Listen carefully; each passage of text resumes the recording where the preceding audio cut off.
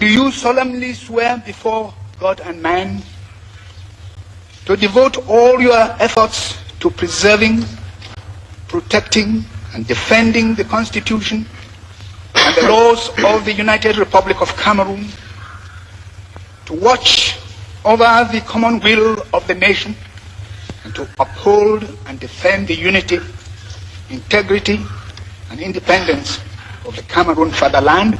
I do so swear. He has been in power since 1982. Presidents have come and gone around the world, but Paul Biya is still the president of Cameroon. What has his 42 years old leadership done for this Central African nation? Hello everyone, welcome to K's Informed Take, your go-to channel for trending news and thoughtful analysis from Nigeria, Africa and around the world. Paul Biya became the president of Cameroon in 1982 after serving as the prime minister under Amadou Ahidjo.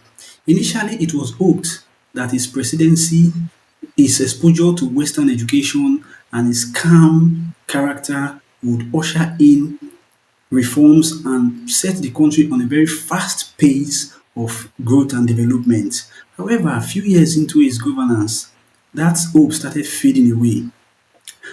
Over 42 years later, he is still in charge, ruling his country mostly from abroad, to the extent that today, his critics now call him the absent president because it is reported that he spends most of his time in Switzerland.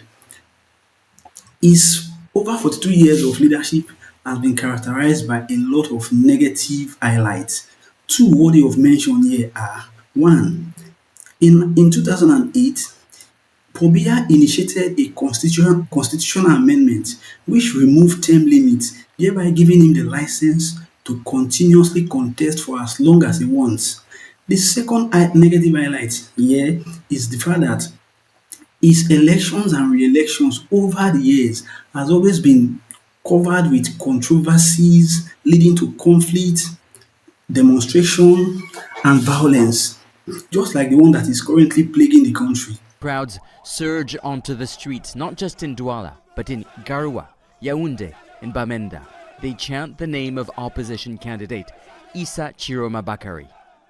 Young women, middle-aged men, for 2 generations, they've known no other leader. And they say Paul Biya is not the president they want. The Cameroonian people, the youth of Cameroon, are demanding their victory by majority vote. We all know that Cameroon, the people, voted overwhelmingly for Issa Chiroma. I don't understand why someone would take power and treat it as if it belonged to their family. Cameroon is not a kingdom, it is a country, a blessed, beautiful country, respected by all. We must preserve its image, whatever the cost.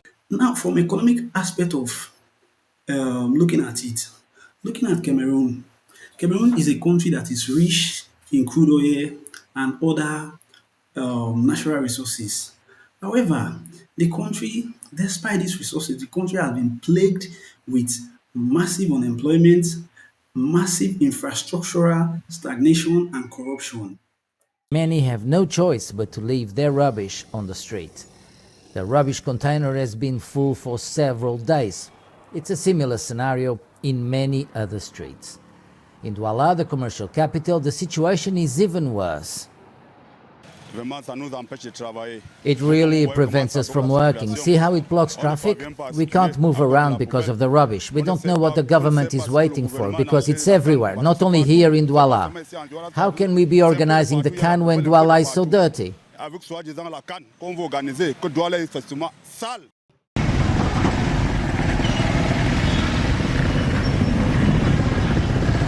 A reliable road network is becoming increasingly rare in Cameroon, with many roads deteriorating at an alarming rate. As one departs from the economic capital Douala, the condition of major roads becomes evident. Notably at Carrefour Music, travelers encounter numerous cracks and potholes. These vital entry points into the city from the southwest, northwest, and west regions. Let's look at the GDP of Cameroon. Cameroon is a country with a GDP of, say, $56 billion. Put that in comparison with states in Nigeria. the economy of Lagos State and Rivers State in Nigeria, both of those state economy are roughly more than the economy of Cameroon. After 42 years in power, Paul Biya is one of the world's oldest and longest serving presidents. However, his leadership is a warning that longevity does not equate to progress. Once again, Paul Biya has been in power for 42 years and he is 92 years old. At 92 years old, dementia must have set in. Even if it has not set in, elements of it must have started setting in. Now, my question is, what is a 92-year-old man who is supposed to be at home with his grandchildren playing still looking for at the topmost leadership position of his country? Cameroon deserves better and renewal. However, will such renewal come into reality when Paul Biya, who has been in power for over 42 years, has refused to quit the leadership position? What do you think? Please drop your thoughts in the comments. And if you found this insightful, please like, share, and subscribe for more thoughtful analysis on African leadership and politics. Thank you and see you in the next one. Bye bye.